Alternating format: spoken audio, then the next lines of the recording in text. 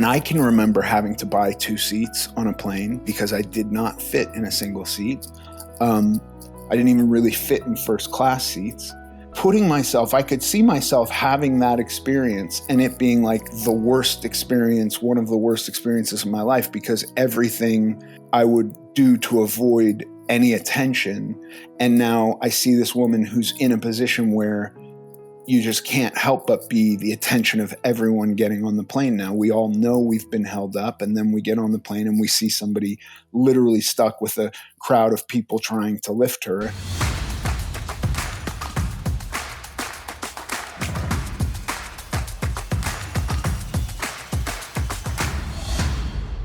Paige Dorian Productions, welcome back to the American Glutton Podcast. What a pleasure it is to be here with you today, Ethan Suplee. That was my audition to be the voice on The Price is Right. Come on down. It's a whole new spin. Can I be the person who spins the wheel? There was a woman who spun the wheel. Yeah. Or no, that was the people spun the wheel. Anyway, I could, yeah. Okay. You know what? What if there was a game show where it was guess their weight or guess their weight loss?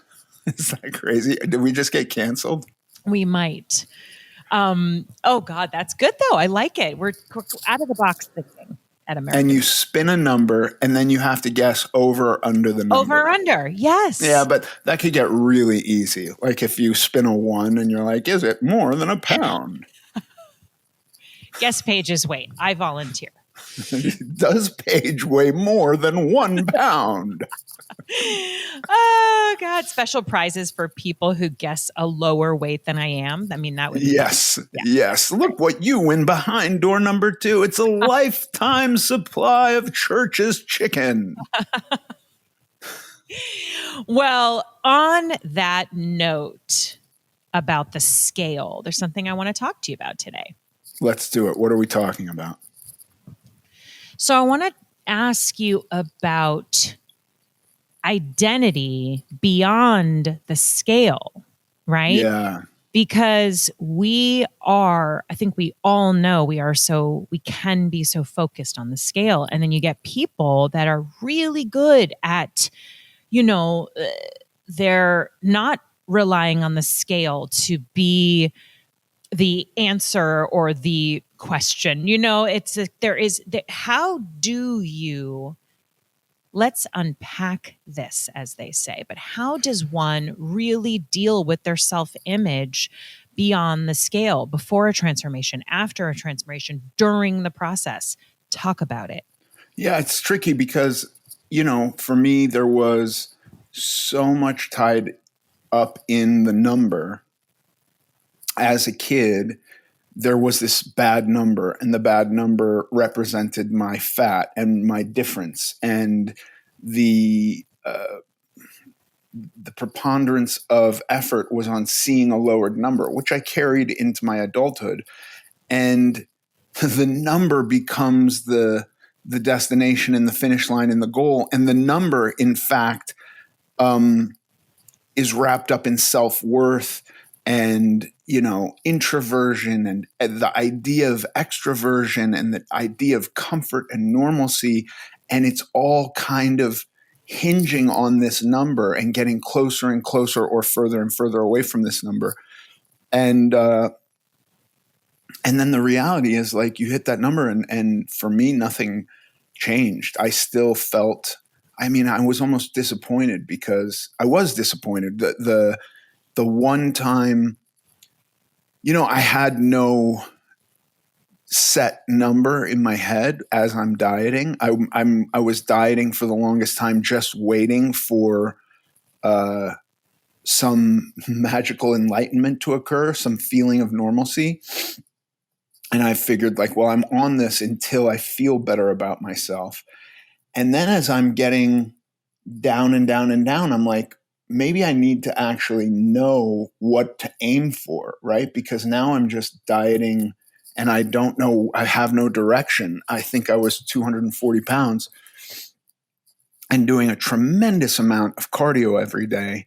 And And so I went to a doctor and he was like, no, you're well below that number eventually. I mean, it was a complex thing where he first told me I was way above the number, but then after many tests, he was like, you're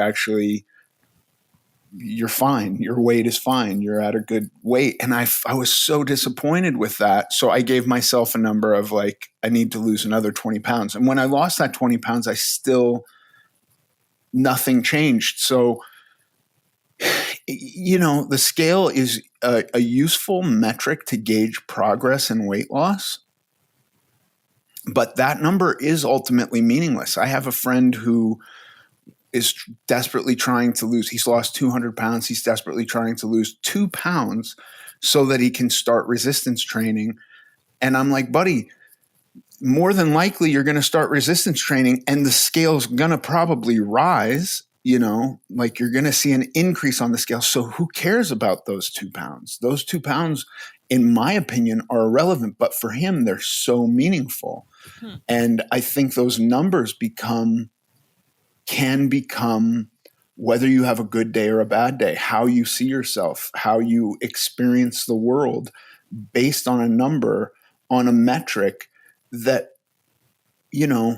is an interesting tool to track progress towards some idea of health. But the thing itself isn't, I don't know.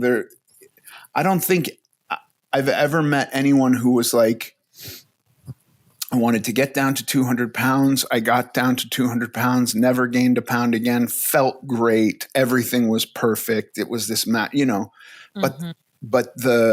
the pursuit of that number, by the way, I don't want to throw anybody under the bus, but your friend who I might be married to, like talks to me about 2 pounds and has been talking to me about 2 pounds. And sometimes it's 2 pounds plus a pound, and she won't say 3 pounds. She says, well, it's really 2 pounds plus this pound. And maybe a couple of years ago, it was 4 pounds.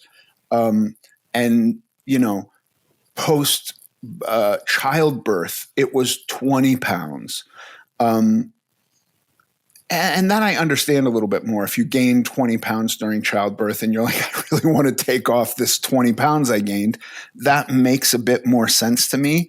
But now that your friend, who I happen to be married to, has been talking to me about these 2 pounds for years, I'm like, let's just make whatever the number is now, that's the number. Like, why aren't you just happy with that number? What do those 2 pounds do for you?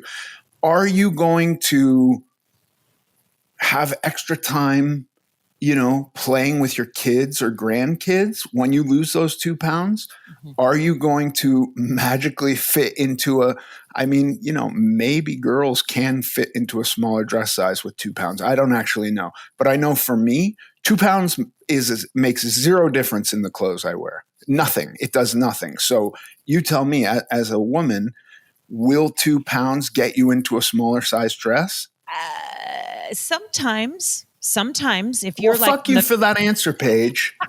That's a shit answer, because now you're proving my point. Maybe those are important, those 2 pounds. They're actually, no, I agree that they're not, right? And you could literally go into your scale right now in your shared bathroom with my friend who you might be married to, and you could change the scale. You could actually alter it so that she steps on it and sees those 2 gone. Do you know what I mean? Like, this I is could just set it to be negative 2 pounds. Yeah, I'm just saying. But this is the thing I want to say is we are conditioned. It's not just girls, but a lot with girls, right? We're conditioned about these pounds. It's and the scale and the number on the scale. And so maybe now today's generation, or the young people growing up today, we have a whole different movement, and there's body positivity or body neutrality or all these things, right?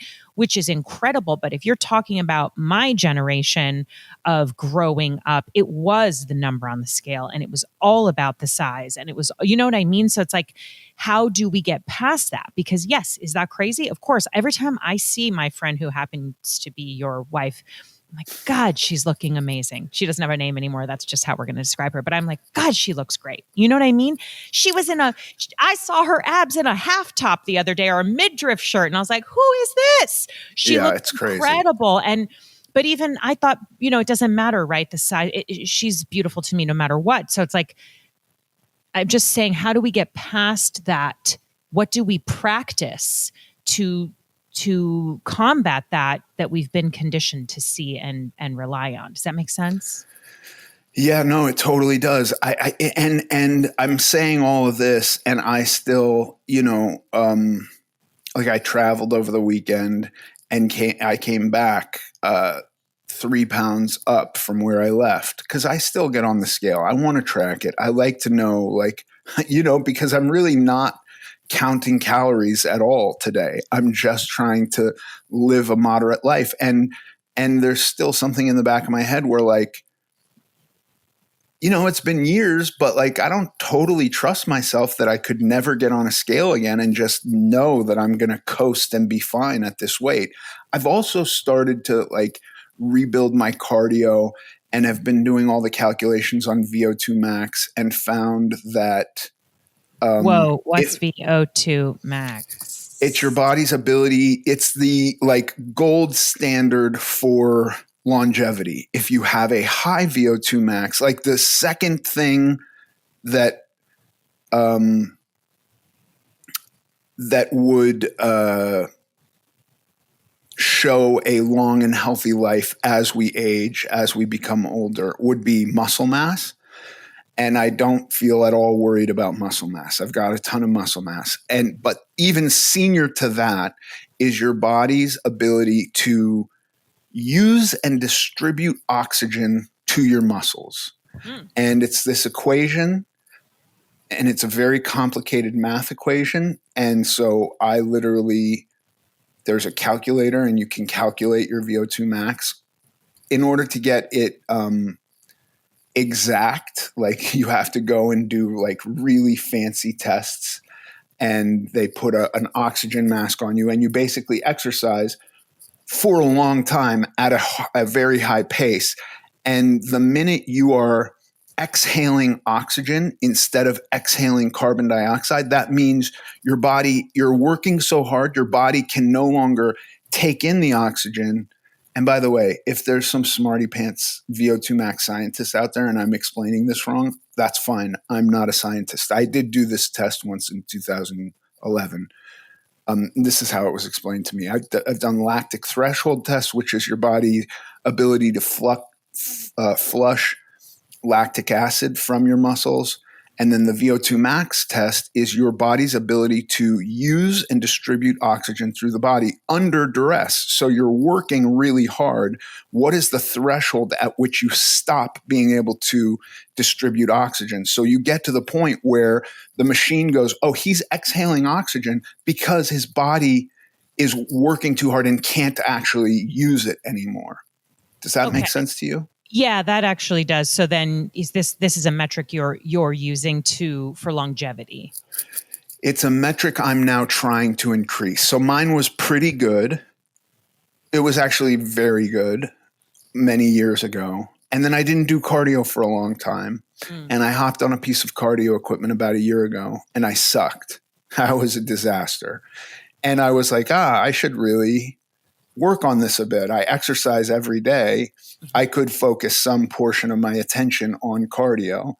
And then I went almost a year occasionally doing cardio.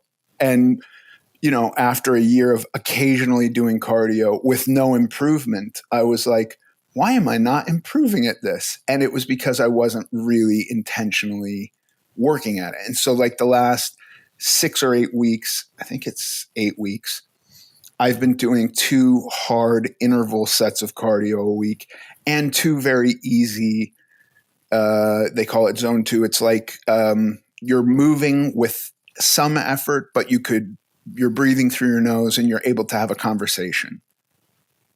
Does that make sense? Yes. And so those easy sessions I can do after weights. The hard interval stuff are taking the place of 2 weight sessions a day. So I'm still doing weights 4 days a week. Anyway, it's a lot of exercise, but like I'm enjoying it. I don't even know why we're talking about this. Why are we?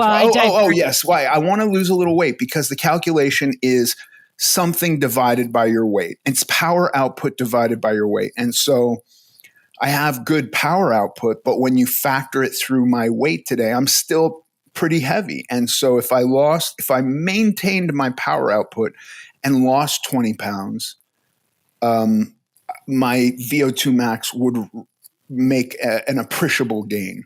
Mm-hmm. So that's kind of what I'm thinking about.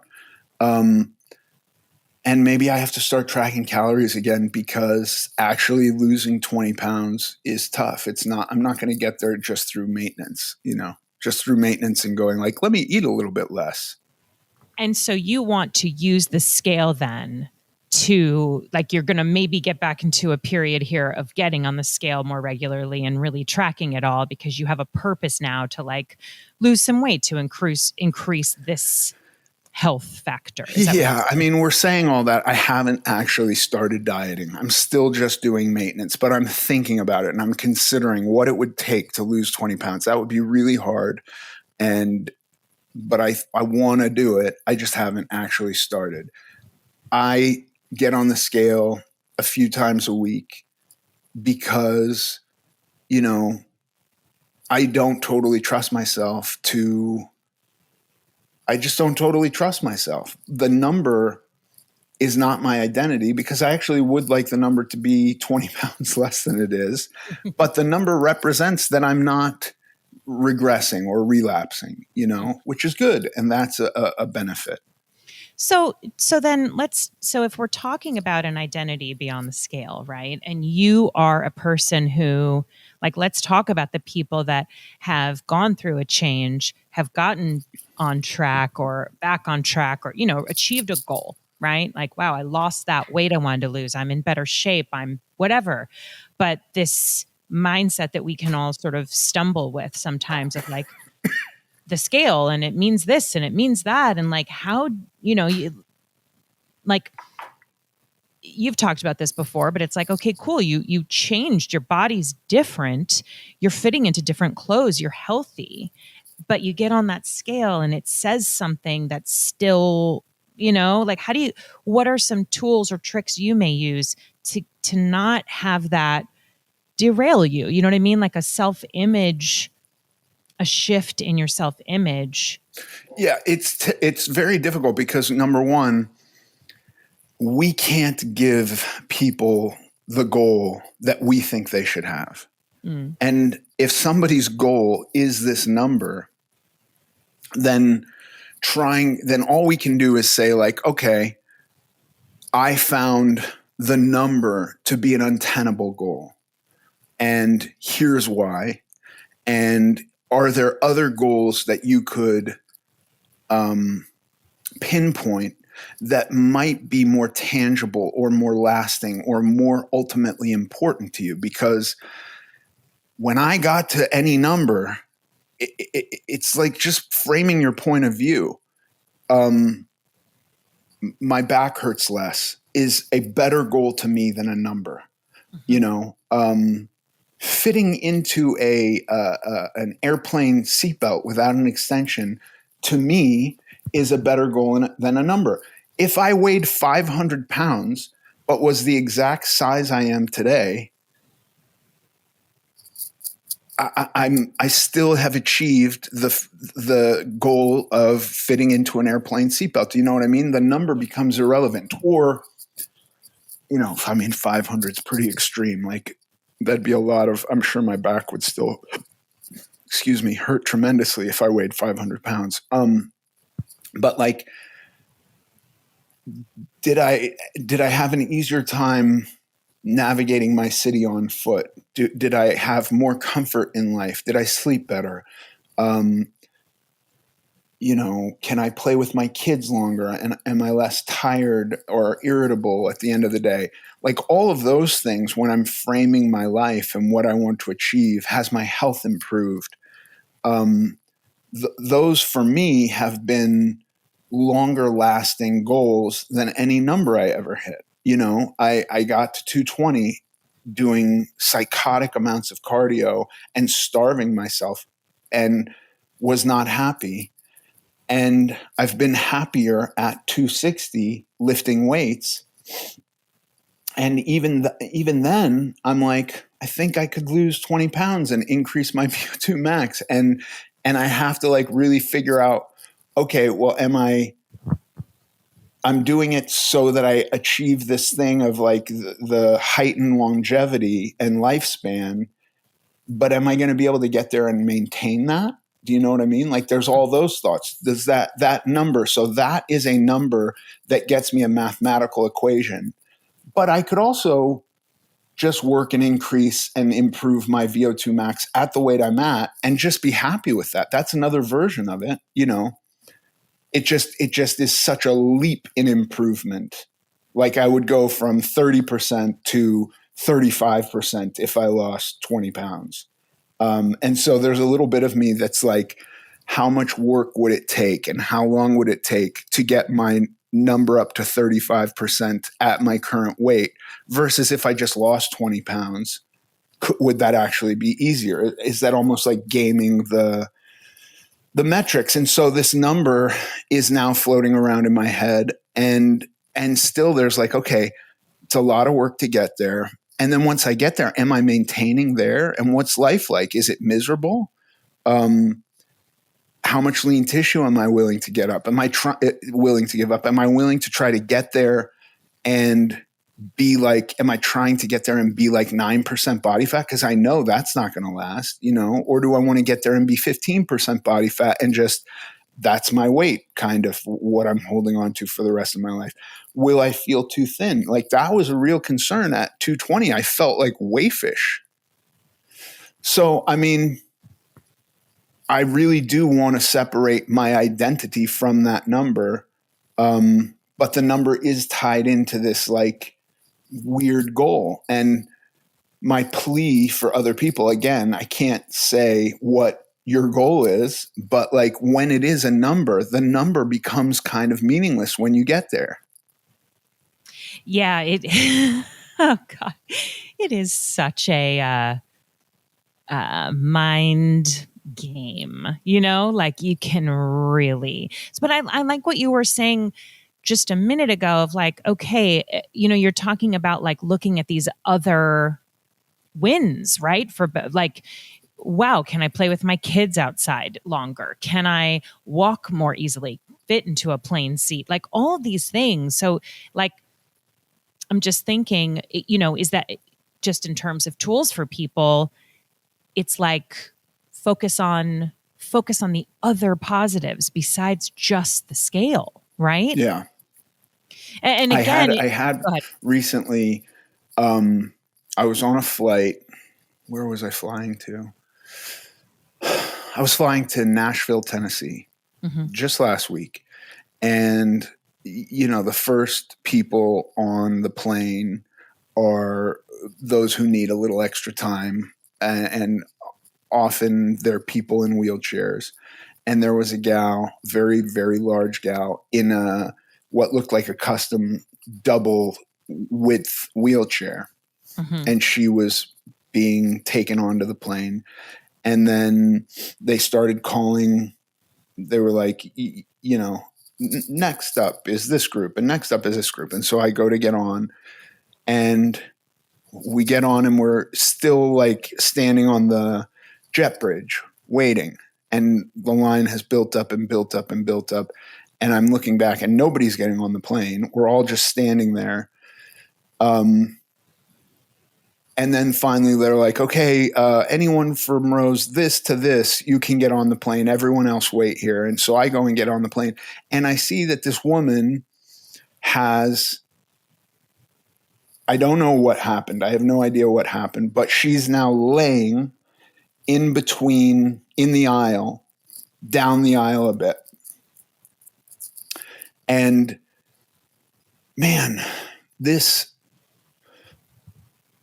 brought up so much for me because even to this day, I don't like, I want to be the first person on the plane simply because I don't want to be like, I don't want to have an audience watching me get on the plane, you know, walking by people.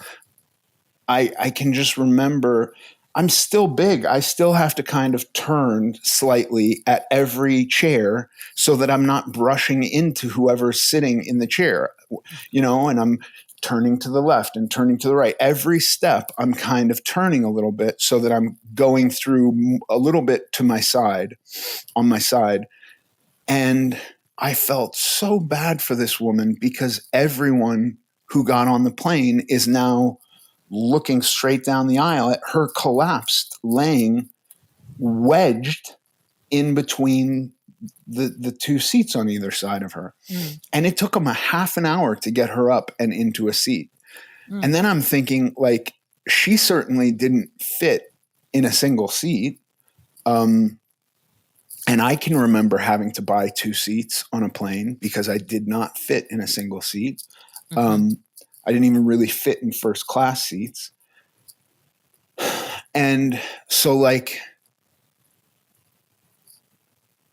putting myself, I could see myself having that experience and it being like the worst experience, one of the worst experiences of my life, because everything I would do to avoid any attention. And now I see this woman who's in a position where you just can't help but be the attention of everyone getting on the plane now. We all know we've been held up, and then we get on the plane and we see somebody literally stuck with a crowd of people trying to lift her. And it took them a half an hour to do it. So, like, a goal is just like not being in a position where that could happen, Yeah. And the number to me is irrelevant. The number's irrelevant. And so the scale is an interesting metric to gauge progress, but like tying your identity to a number, I think, is completely silly. Right.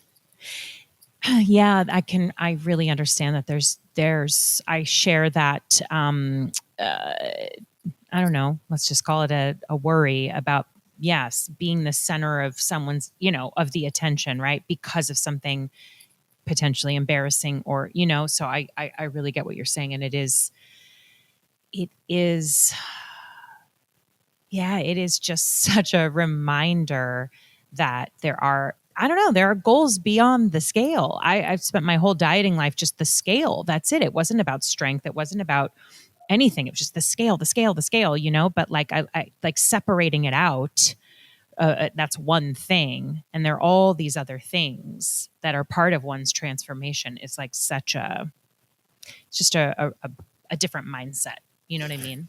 Yeah. Somebody told me recently that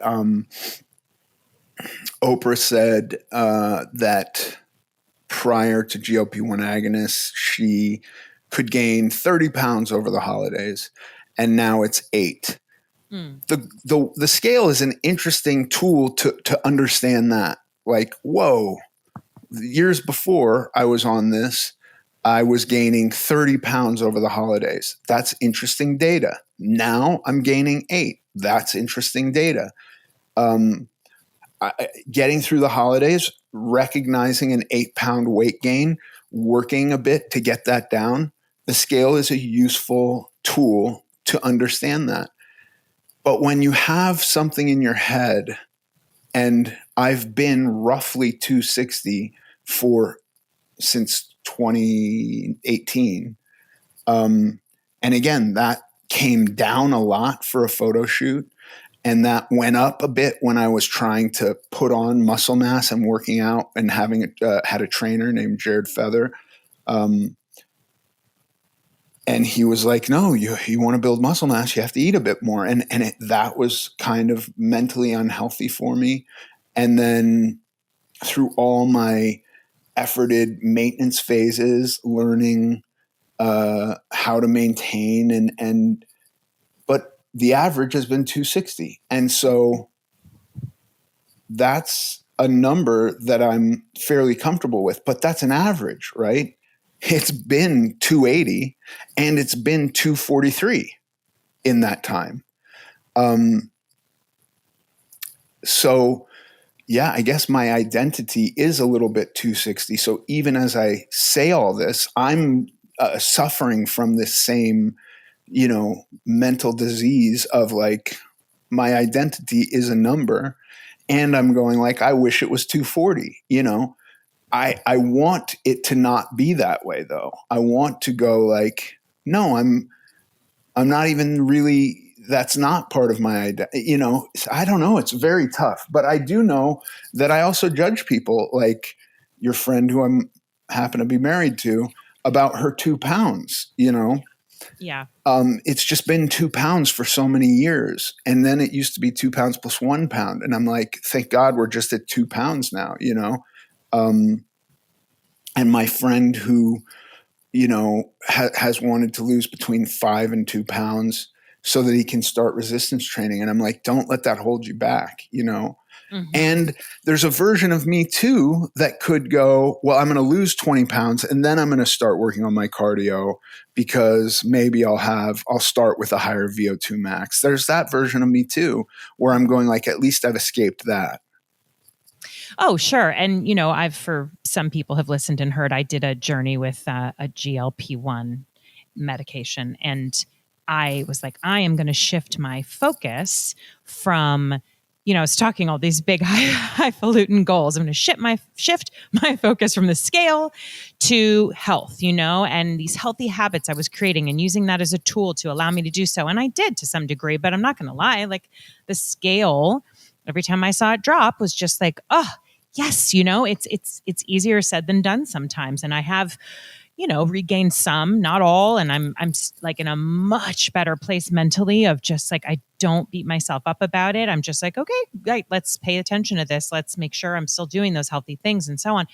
But it is just it is a not, for some people, it can be a difficult thing to not just focus so deeply on it. But I think, you know, again, just as a serial dieter, as a lifelong, you know, a person who struggled lifelong with all this, I can just say it's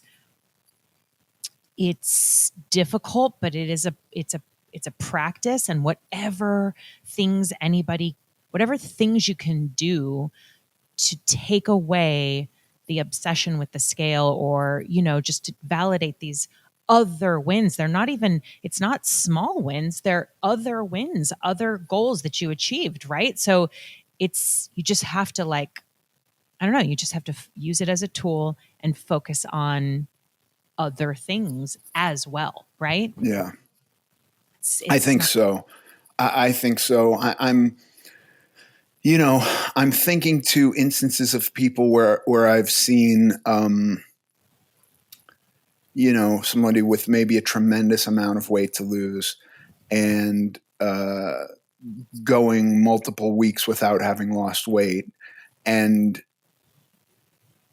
then I think my instinct is to go like, you know, the problem is like if you've spent 2 weeks with the perception of effort towards your diet and not had success on losing weight, it can be really defeating. But there's sometimes can be a desire to not perceive reality in an objective way and going like, well, I'm missing something here. There's some data, you know, has my fat increased? Has my carbohydrate intake increased? And the scale, in my opinion, can be really useful there to go like, no, you are not hitting you're eating too much, basically. That's what the scale is saying with 2 weeks of stagnant or increased weight. Mm-hmm.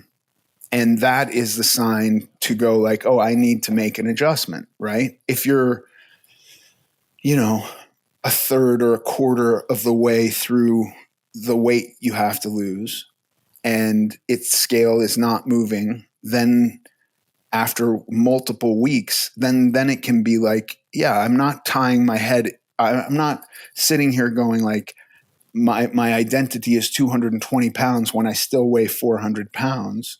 But if I'm really tracking honestly and the scale hasn't moved in 2 weeks, I need to really do some soul searching and honest reflection on what I've been eating and go like, where am I messing up here? You know, because especially when you perceive that you're doing everything right, you can almost have the experience, whether you're losing weight or not, the perceived effort is the same, you know, even if you're getting enough fuel to maintain your weight and your body's going like, no, we're fine. We're chilling. We're not freaking out at all. And your hunger hormones aren't firing as much, but you've perceived that you put this effort in. And so it can be really discouraging, but that's where the scale, I think, can be really useful to go like, oh, did I measure the amount of olive oil I used? You know, did I get a little bit looser with my spray bottle of, you know, that says 0 calories, but it's a quarter of a second spray. And was I really spraying it for 2 seconds? And did it become a tablespoon, which is 130 calories? And did I do that 3 times a day, you know, adding a couple thousand calories to my week, which could make me not lose weight? Right. That's where I find the scale to be really useful. Yeah. Yeah. Well, I didn't think about the spray.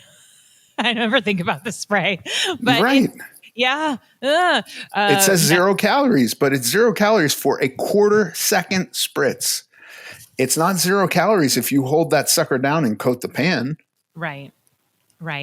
There's a very funny episode a while back where you were talking to Michael Pena and you were coaching him through some, you know, he wanted to lose weight for a role or whatever it was. And you were kind of talking him through what he was going to eat. And you talked about the eggs and what are you going to cook he was like, yeah, what are you going to cook the eggs in? What was it? You were just like water. And he was just like, wait, what? Like how, you know, that's the kind of stuff, those calories we just throw in the oil or the butter or the whatnot. It's like that stuff is yeah. Listen, rice in the absence of butter and oil isn't great, in my opinion. Yeah. Even if you put like soy sauce on it, it's not incredible. You want rice to taste really delicious, cook it in a tablespoon of butter. It's going to be fucking delicious. But that tablespoon of butter's got like 130 calories or something like that, maybe 120 calories. And that's not nothing, you know? Right. And so eyeballing your oil, for me, this was the deadliest place. This was the place that I made the most improvement because I eyeballed my oils forever. And at one point, Brandy was like, how much olive oil did you just use? And I was like, a tablespoon. And she was like, I don't think so. And I was like, that was a tablespoon. And I like believed it. I really believed it. And she said, okay, let's just pour out. We're not even going to get everything that's like now soaked into the salad, but let's just pour it out. And it was close to a quarter of a cup that came out of the bowl that I was about to eat. And I was like, that's mostly lemon juice. And she was like, no, dear, that is mostly olive oil. And she was right. And so like measuring fat for me was an incredible, you know, I already had an aversion to carbs with this, you know, lifelong belief that I was allergic to them.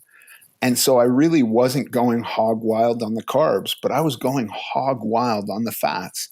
And just tracking those with a little bit more diligence made a big difference. But yeah, the scale is tough. And I think through this episode, what we've learned more than anything is my identity is really tied up in that scale. And that's disappointing, you know, because I would have said at the beginning, like, no, the scale is a tool. I use it as a tool, but it's not true. I get home from a weekend trip and it's 3 pounds up and I'm devastated. And then I'm getting on every day until it's back to 260. And,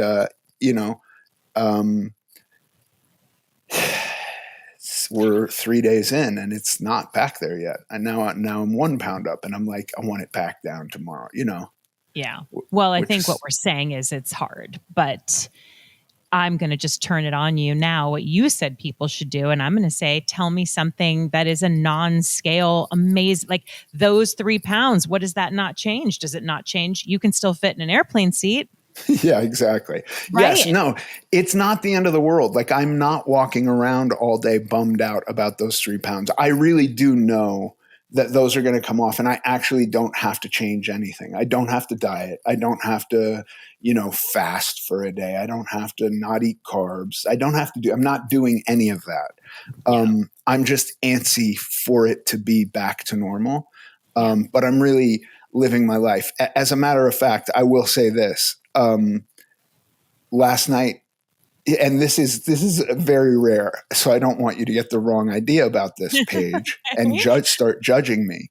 But last night I had a halo top, and I don't like to have a halo top right before bed, but it was pretty close to bedtime. I mean, like an hour and a half, 2 hours before bed.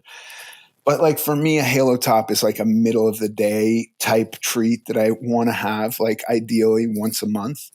And I haven't had one this month, so that was fine. But then I had my halo top, and I had a second halo top. Oh. Yeah, that was pretty crazy. I got crazy. And I'm saying that even though I did that, the scale was still down from 2 days ago. And so it's nothing insane is happening here. But I did have multiple halo tops last night, which is crazy. That is I don't know why I did that.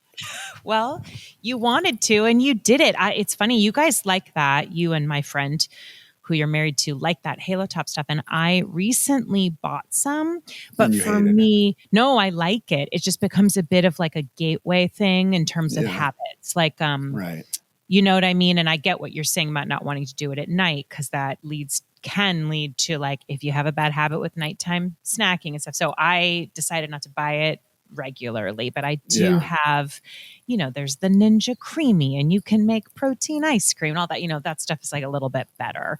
The Ninja Creamy, in my opinion, is so much better, and not even a cheat. My Ninja Creamy recipe is 1.5 cups of water and 2 scoops of protein powder. There's absolutely nothing wrong with that, even right before bed. You know what I mean? It's 50 grams of protein. That's it. Yeah. That's what you're eating. It's amazing. You're actually reminding me that I have some in the freezer. So that's what I'm doing tonight.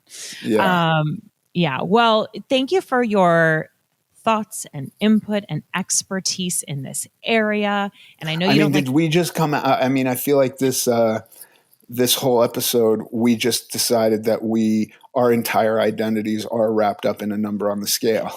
No, I think what we decided is we understand, and you understand where people are coming from with the fact that this is not just some easy thing. And what I appreciate about these conversations, and I just think is like, you're a real one, as the kids say, is like, you're not just sitting here going, I've accomplished all this and I'm perfect now and I never have bad thoughts, or I don't, whatever. It's like, let's be real. You know what I mean? This is a tricky subject. So we're talking about it, and people can feel free to give us some feedback. It's hello@americanglutton.net. If you ever want to share like your experience with this topic, or, where what you feel or what you might have learned from this episode. So it's like, should our identity be tied up in the scale? In a perfect world, no. Can we sometimes experience that? Yeah. Even people who have reached their goal, who have gotten to the place they want to be. It is a practice, and it's something we have to continue to work on. And what's wrong with that, right? That's life. We got to keep working on stuff. That's life. That's right. That's life. As Frank Sinatra, you said. Okay, I'm aging myself now. Ethan Suplee, thank you so much. We will talk Paige again. Dorian Productions, thank you so much. Thank you to everybody listening, and we'll talk again.